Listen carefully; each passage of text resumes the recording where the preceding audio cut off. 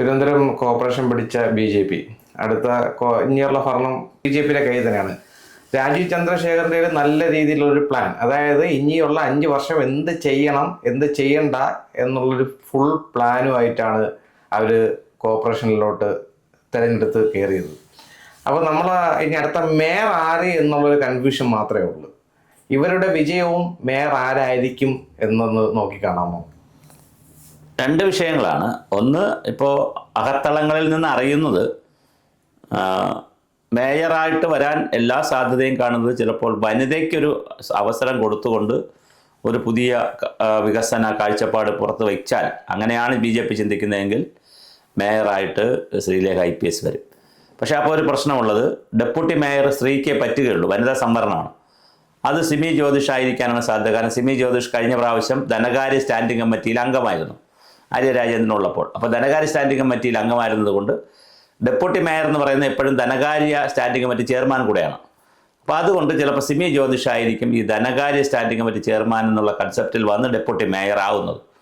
അല്ലെങ്കിൽ ആശാനാഥാണ്. പിന്നെ ചെറുപ്പക്കാരിക്ക് കൊടുക്കണമെന്നുണ്ടെങ്കിൽ വനിതയായിട്ട് കൊടുക്കാൻ പറ്റുന്ന ആശാനാഥ് വളരെ സജീവമായിട്ടുള്ളൊരു വനിതയാണ്.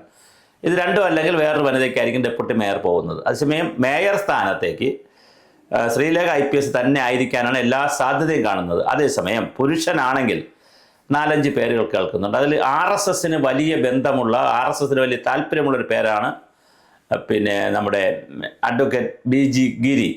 അത് RSSന് വലിയ താല്പര്യമുള്ളൊരു പേരാണ്. അതേസമയം പിന്നെ പാർട്ടി സെക്രട്ടറി എന്നുള്ള നിലയിൽ VV രാജേഷ് രംഗത്തുണ്ട്. പക്ഷേ VV രാജേഷിന് MLA ആയിട്ട് മത്സരിക്കണമെന്ന് ആഗ്രഹമുണ്ട്. അതുകൊണ്ട് VV രാജേഷ് ഇത് കയറി പിടിക്കുമെന്നറിയില്ല. കരമരാജ്യത്ത് വളരെ ജനകീയനാണ്, 2-3 പ്രാവശ്യം ജയിച്ചു, നല്ല വോട്ടിന് ജയിച്ചിരിക്കുകയാണ്.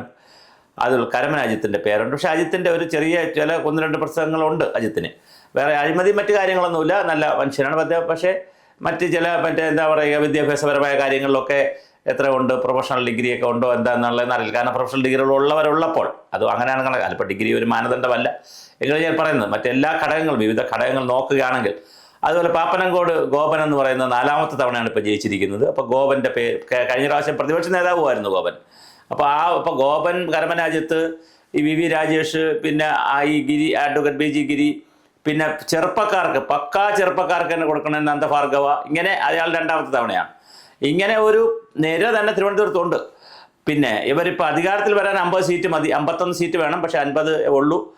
രാധാകൃഷ്ണനെ ചിലപ്പോൾ കണ്ണമ്പുഴ രാധാകൃഷ്ണൻ സപ്പോർട്ട് ചെയ്യുമോ, അത് പൗണ്ടോടവ് സുധീഷ് കുമാർ സപ്പോർട്ട് ചെയ്യുമോ എന്നറിയില്ല. പക്ഷേ ഇവർക്ക് കിട്ടാൻ പോകുന്നൊരു അഡ്വാൻറ്റേജ്, ഈ 50 സീറ്റേ ഉള്ളെങ്കിലും CPM മത്സരിക്കുമെന്ന് പറഞ്ഞു, കോൺഗ്രസ് മത്സരിക്കുമെന്ന് പറഞ്ഞു. അങ്ങനെ കോൺഗ്രസ് CPM മത്സരിച്ചാൽ പിന്നെ ഇവർക്ക് ഈ 51 സീറ്റിൻ്റെ ഒരു കഥയില്ല. കാര്യം മത്സരിക്കുന്നതിൽ കൂടുതൽ പിടിച്ചാൽ മതിയല്ലോ.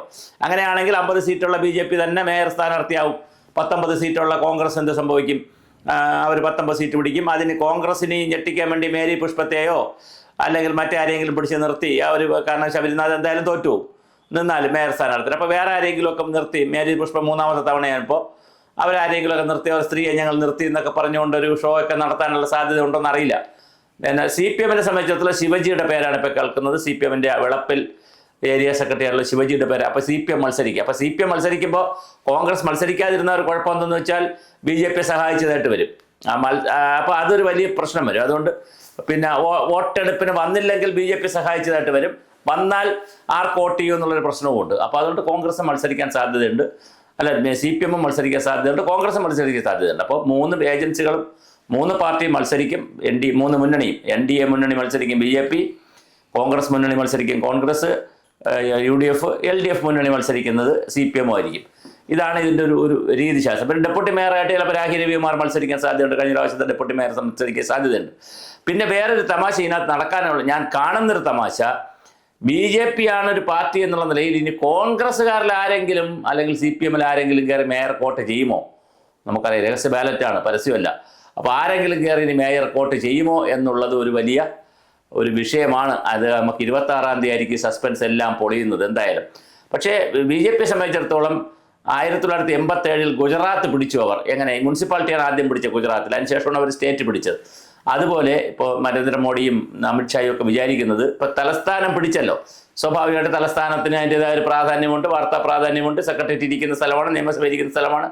അവിടെ എന്ത് വികസന പ്രവർത്തനം നടത്തിയാലും നാട് മുഴുക്കാതെ പോകും. അപ്പോൾ അതുകൊണ്ട് ഒരു 5 വർഷത്തെ വലിയൊരു പ്ലാനൊക്കെ നടപ്പിലാക്കി അതിനുശേഷം സ്റ്റേറ്റ് പിടിക്കുക എന്നുള്ള, ഇപ്പോൾ ഉടനെ പിടിക്കാൻ അവർക്ക് പറ്റത്തില്ല, ചിലപ്പോൾ 4-5 സീറ്റ് കിട്ടുമായിരിക്കും. കാരണം നേമം, പട്ടികൾക്കാവ്, കഴക്കൂട്ടമൊക്കെ ഇപ്പോൾ അവർ മുന്നിൽ നിൽക്കുകയാണ് പഞ്ചായത്ത് തെരഞ്ഞെടുപ്പിന്. അത് വെച്ചുകൊണ്ട് 2-3 സീറ്റ് പിടിക്കുകയും പിന്നെ അടുത്ത 5 വർഷം കഴിഞ്ഞ് നടക്കുന്ന 31-ൽ നടക്കുന്ന തെരഞ്ഞെടുപ്പിൽ ശക്തമായിട്ട് അവർക്ക് വരാം.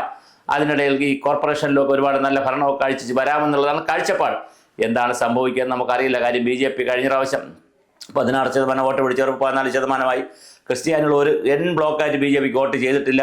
മുസ്ലിം ബെൽറ്റ് കംപ്ലീറ്റ് വോട്ട് ചെയ്തിട്ടില്ല. അപ്പോൾ ഇനി ഹിന്ദുക്കളിൽ തന്നെ പല വഴിക്ക് പോയി ആളുകൾ. അതുകൊണ്ട് എന്താ സംഭവിക്കുക നമുക്ക് രാഷ്ട്രീയത്തിൽ അങ്ങനെ ഒന്നും പ്രവചിക്കാൻ കഴിയാത്ത രീതിയിലാണ് കേരള രാഷ്ട്രീയം പൊയ്ക്കൊണ്ടിരിക്കുന്നത്. കൂടുതൽ ഇപ്പോൾ UDF അനുകൂല കാര്യങ്ങൾ, ഇപ്പോൾ CK ജാനി UDF ചേർന്നു, അതുപോലെ തന്നെ PV അൻവർ UDF ചേർന്നു. ഇപ്പോൾ UDF വളരെ ശക്തമായി വരുന്ന ഒരു കാഴ്ചപ്പാടാണ് ഇപ്പോൾ കണ്ടുകൊണ്ടിരിക്കുന്നത്. അതുകൊണ്ട് എന്താ സംഭവിക്കുക നമുക്കറിയില്ല. പക്ഷേ വളരെ നല്ലൊരു ഭരണം 5 വർഷം കാഴ്ചവെച്ച് BJP സ്റ്റേറ്റ് പിടിക്കുക, അല്ലെങ്കിൽ സ്റ്റേറ്റിലേക്ക് ഒരു മെസ്സേജ് കൊടുക്കുക എന്നുള്ളിടത്താണ് ഇപ്പോൾ രാജീവ് ചന്ദ്രശേഖർ നിൽക്കുന്നത്. അപ്പോൾ തിരുവനന്തപുരം കൂടെ തോറ്റുപോയിരുന്നെങ്കിൽ രാജീവ് ചന്ദ്രശേഖറിൻ്റെ കാര്യം വലിയ പ്രശ്നമാവുമായിരുന്നു, ചിലപ്പോൾ പാക്ക് ചെയ്യേണ്ടി വരുമായിരുന്നു. പക്ഷേ തിരുവനന്തപുരം കിട്ടിയതോടുകൂടി അതിൻ്റെ മാനം മാറി അദ്ദേഹത്തിന് വലിയൊരു അഭിമാനപൂർവ്വം BJPയിൽ ഇപ്പം നിൽക്കാൻ പറ്റും.